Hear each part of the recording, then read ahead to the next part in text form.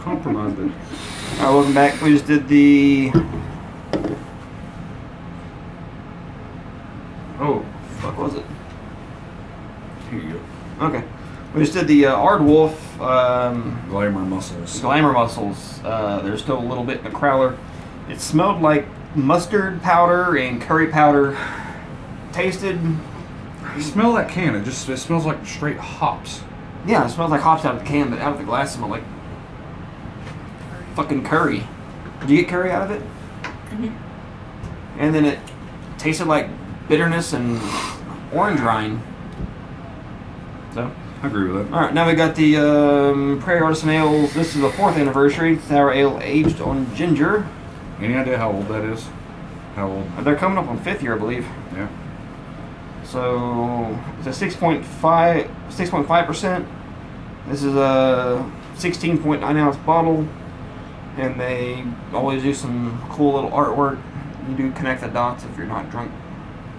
So I want to say I paid, I don't know, somewhere between like $6 and $8 for that.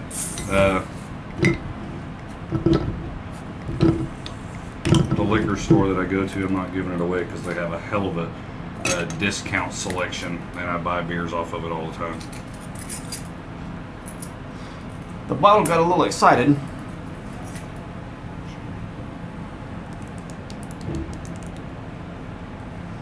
I smell ginger from here. Oh, there's a chunk. There was an orange chunk just ran. There's another one going in your glass. Look at it coming down the. Holy shit. You can tell it's a little older. I do believe they're coming up on their 5th anniversary. Is it older because the explosion's chunky? Yeah. No, because it's just explosion. Oh, lordy. You're going to smell this and not want to drink it. Oh shit. That smells sour as hell. That smells fucking great. Oh. That's fucking great. Dakota! Jesus Christ. Sorry about you headphone users. Yeah, you have to put headphone users beware. I can't. I'm not going to edit this.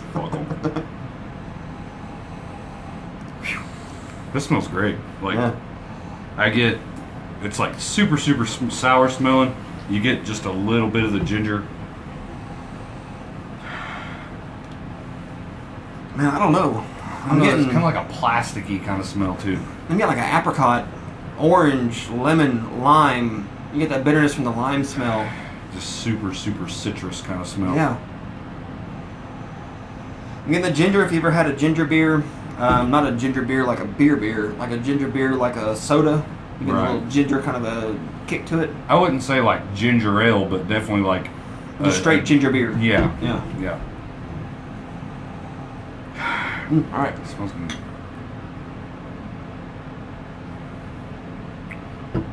Oh fuck. That's really not bad in the initial hit, but it starts catching up to you. But it's ginger. That's fucking great. You get ginger out of it? Yeah, it's ginger. Little dry, like a wine. But it's not bad. Like,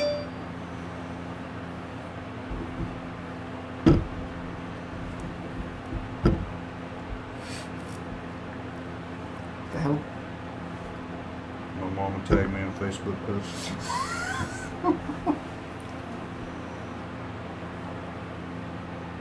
It's like a Mother's Day gift looking thing. Ah. I don't know. No, That really kind of dries you out, though. it didn't get me that bad. Like,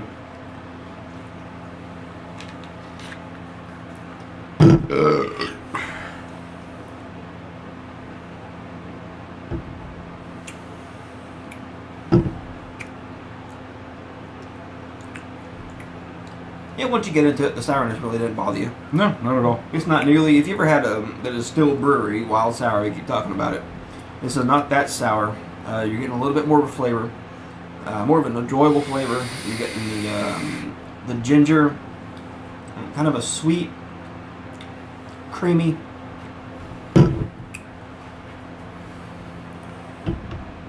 I mean, I think the reason we keep bringing up the wild sours Because that's all they push is sour. I haven't seen anything by the distilled brewing that's not a sour, but it's like they just aim to fucking like lock your jaw up. That's how fucking sour they want them. Every single one of them. I've had a couple of them that's not that sour, but then there's some of them that's because like you said, half the glass before you get used to the sour before you can drink it. I mean, they don't care. They're going to throw as much bacteria as they can in there because they don't care about their equipment, because that's all they plan on making is sours. So, like, you know, for instance, the Iron Monk, I talked to Cody. They're not trying to wreck their equipment. They're going to throw enough bacteria in there to make it sour, clean the equipment with the best chemicals they can get,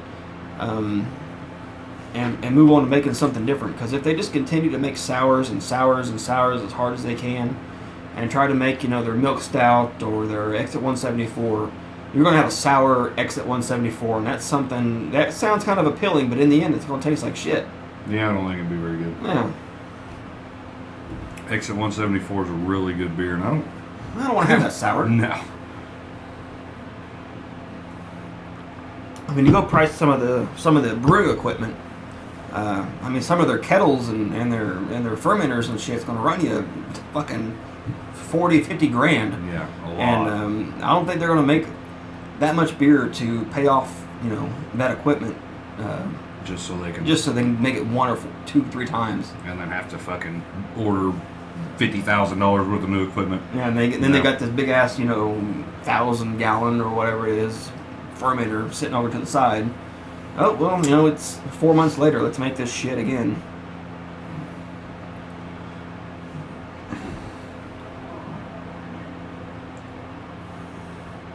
I mean, Prairie can kind of afford it. They're one of the better breweries out there. Chase, one of the co-founders of Prairie Artisan Ales, is, he does American microphones on it. He does American Solera now, and they do sours and IPAs and oak aged shit. That they can afford to do that shit because they push that out a lot. Yeah, they do top notch. Like, I mean, I wouldn't really say expensive, but some of Solara's beers can get up there a little ways in price. That a newcomer isn't going to go drop $16 on a 16-ounce bottle of beer. Like their cran barrel comes in a bottle this big, 16.9. Either a 16.9 or 12. I think it might be a 16.9. And you're looking at a $16 bottle of beer. Yeah, their Bright Black Delight is the one we reviewed that, and it's the same way. It's 16-ish ounces, like $17 a bottle, but it's fucking out of this world. And you have to have a straight following to sell shit like that for that price. American Solera did get the Rate Beer Best Brewery in the World or some shit. I think they got second best brewery in the world and first best newcomer or something like that in the world. And that's we're in Oklahoma City right now, Edmond area, and that's 2-hour drive from here. That's kind of worth it. Oh yeah.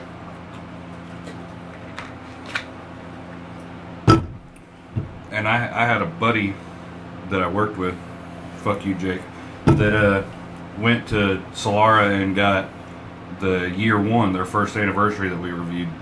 And it was real good. He stood in line for 2 hours for that beer. I feel sorry for him because you traded him something that wasn't that great. Yeah. What was it? I don't remember. Was it a Rough Tail beer? No, it wasn't a Rough Tail. It was a Stone Cloud. The one that you and DeMontre reviewed. Oh, no. Me and Jesse. Was it you and Jesse? Yeah. I don't remember which one it was.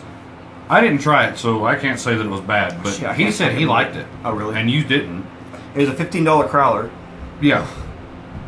I'll search after this. I don't remember which one it was.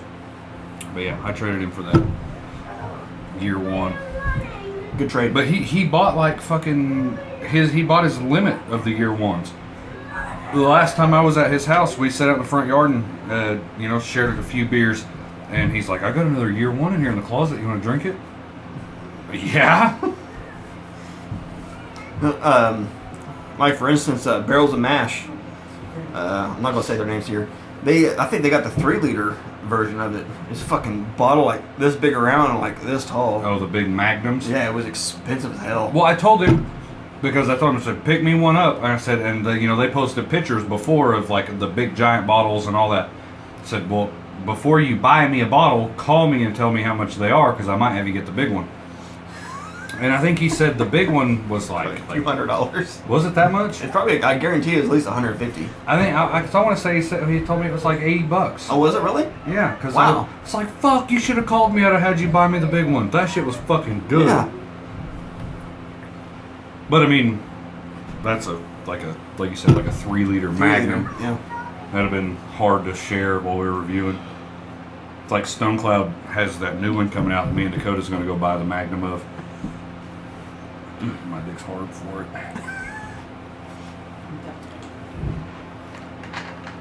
Yeah, that's good. We didn't talk about it at all. Alright, so it's sour up front. I'm getting like a root beer, kind of a flavor to it on the end. Real earthy. Yeah. The sourness sticks with you and doesn't really leave you too flimmy, just a little bit. Yep. It's super sweet. Carbonation is medium to high. A little dry. If you like lemons, like limes, anything like that, you're going to love this. I'm definitely getting a lot more of the lemon lime now. After I've drank the glass and the sweetness died, or the sour I guess died down. Mm-hmm. I'm getting more of the flavors, and I definitely get a lot of lemon lime. If you like ginger, you're going to get that all the way through. It kind of incorporates into the earthiness. And I'm not a huge ginger fan, like I said before we started the video. I'm not a real big fan of ginger, but it don't stand out enough in this for me to say that I'd go buy another bottle of that. Yeah. I like it. And Prairie is coming on their 5th year or 6th year, one of the two. I think 5th year. And, the thing about sours, the bottle on date really isn't going to affect you too much compared to like a Belgian white or a milk stout or something like that. 1 pint, 9 ounces. But speaking of milk stouts, I have a Iron Monk milk stout coming up on a year old. Actually, November. Toward the end of this month, it'll be a year old, and I'll have it the next time you see us. It'll be a year old. We'll review it. The next time that you're here, we will also have Sirens of the Titans. Oh, from Stone Cloud. Hopefully. It releases Saturday, November 18th. And we're back. Yeah, we're back. Brad was telling me about the time that he sucked a pig's dick. Not really.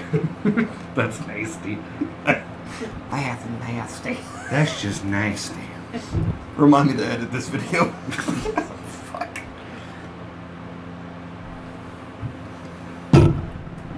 I like it. Yeah. So I might go pick up another one and set it in the fridge. Yeah, being a year old, I think it's great. Yeah, I like it. All right, you spin. I'm gonna say. All right.